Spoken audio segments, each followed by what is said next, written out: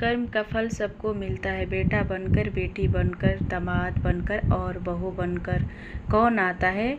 जिसका तुम्हारे साथ कर्मों का लेना देना है। लेना देना नहीं होता तो नहीं आएगा।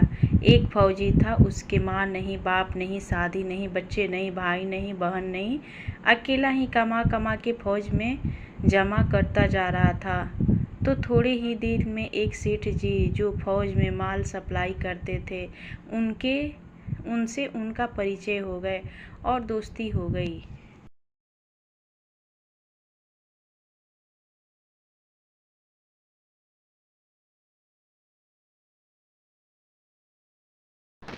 सेठ जी ने कहा, जो तुम्हारे पास पैसा है वह उतने ही पड़ा है। तुम मुझे दे दो, मैं कारोबार में लगा दूंगा तो पैसों से पैसा बढ़ जाएगा, इसलिए तुम दे दो। फौजी ने सेठ जी को पैसा दे दिया। सेठ जी ने कारोबार में लगा दिया। कारोबार उनका चमक गया, खूब कमाई होने लगी, कारोबार बढ़ गया। थोड़े ही दिन में लड़ाई लग गई। लड़ाई में फौजी घोड़ी पर चढ़कर लड़ने गया। घोड़ी इतनी बदतमीज थी कि जितने जोर से लगाम खींचे उतने ही तेज भागे। खींचते खींचते उनके गलफर फट गई,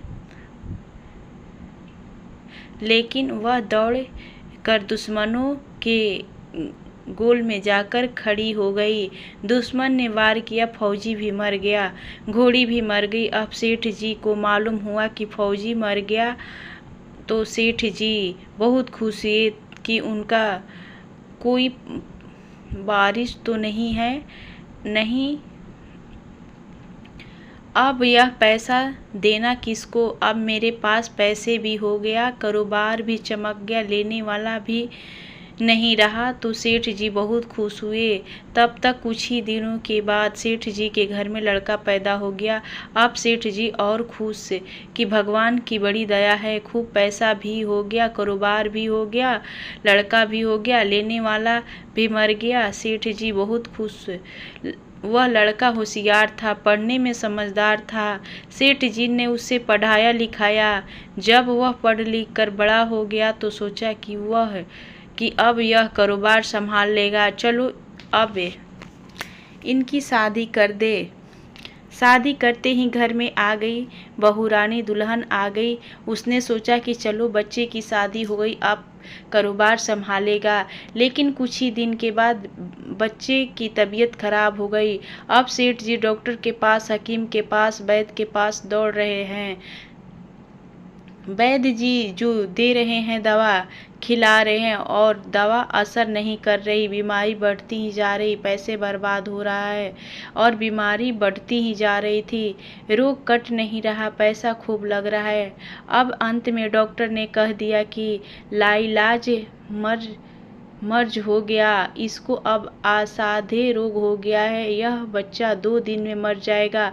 डॉक्टर के जवाब देने पर सेठ जी निराश होकर बच्चे को लेकर रोते हुए आ रहे थे। रास्ते में एक आदमी मिला। कहा, सेठ जी क्या हुआ, आप बहुत दुखी लग रहे हो? सेठ जी ने कहा, यह बच्चा जवान था, हमने सोचा कि बुढ़ापे में मदद करेगा, अब ये बीमार हो गया। शादी होते ही हमने इसके लिए खूब पैसा लगा दिया, जिसने जितना मांगा उतना दिया, लेकिन आज डॉक्टर ने जवाब दे दिया, अब यह बचेगा नहीं, असाध्य रोग हो गया है, लाइलाज मर्ज है, अब ले जाओ घर, 2 दिन में मर जाएगा। आदमी ने कहा, अरे सेठ जी तुम क्यों दिल छोड़ रहे हो? मेरे पड़ोस में वैद्य जी दवा देते हैं, 2 आने की पुड़िया खाकर मुर्दा भी खड़ा हो जाता है, जल्दी से तुम वैद्य जी की दवा ले आओ। सेठ जी दौड़ कर गए, 2 आने की पुड़िया ले आए और पैसा दे दिया। पुड़िया ले आए, बच्चे को खिलाई, बच्चा पुड़िया खाते ही मर गया, बच्चा मर गया। अब सेठ जी रो रहे हैं, रो रो के बुरा हाल। सेठानी भी रो रही और घर में बहुरानी और पूरा गांव भी रो रहा है। गांव में शोर मच गया कि बहुरानी सेठ की कमर जवानी में टूट गई। सब लोग रो रहे हैं। तब एक महात्मा जी आए। उन्होंने कहा, भाई क्यों रोना धोना? लोग बोले, इस सेठ का एक ही जवान लड़का था, वह भी मर गया, इसलिए सब लोग रो रहे हैं, सब दुखी हो रहे हैं। महात्मा बोले, सेठ जी रोना क्यों? सेठ महात्मा, जिसका जवान बेटा मर गया वह रोएगा नहीं तो क्या करेगा? महात्मा जी बोले, सेठ, हाँ, कारोबार के लिए पैसा मिला था तो खुशी तो थी। महात्मा, अरे उस दिन तो आपकी खुशी का ठिकाना नहीं था। सेठ, किस दिन? महात्मा, अरे जिस दिन फौजी मर गया, सोचा कि अब तो पैसे भी नहीं देना पड़ेगा, बहुत माल हो गया, कारोबार खूब चमक गया, अब देना भी नहीं पड़ेगा, बहुत खुश थे। सेठ, हाँ महाराज, खुश तो था महात्मा, और उस दिन तो आपकी खुशी का ठिकाना ही नहीं था, पता नहीं कितनी मिठाइयाँ बट गई। सेठ, किस दिन? महात्मा, अरे जिस दिन लड़का पैदा हुआ था। सेठ, महाराज, लड़का पैदा होता है तो खूब सब खुश होते हैं, मैं भी हो गया तो क्या बात है?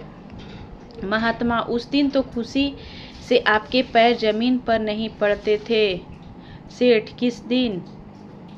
महात्मा, अरे जिस दिन बेटा ब्याहने जा रहे थे। सेठ, महाराज, बेटा ब्याहने जाता है तो हर आदमी खुश होता है, तो मैं भी खुश हो गया।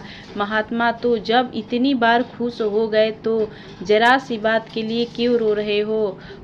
सेठ, महाराज, यह जरा सी बात है, जवान बेटा मर गया, यह जरा सी बात है। महात्मा, अरे सेठ जी, वह फौजी पैसा लेने के लिए बेटा बनकर आ गया, पढ़ने के, लिखने में, खाने में, पहनने में और शौक में, श्रृंगार में जितना लगना था लगाया, शादी ब्याह में सब लग गया, और ब्याज दर ब्याज लगाकर डॉक्टरों को दिलवा दिया।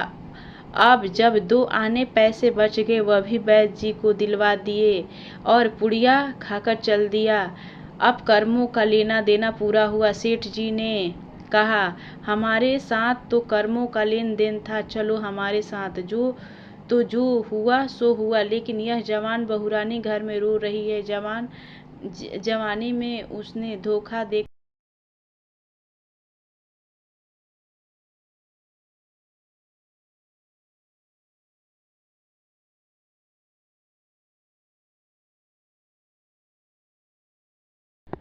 उसका क्या जुर्म था कि उसने एक साथ ऐसा गुनाह किया? महात्मा बोले,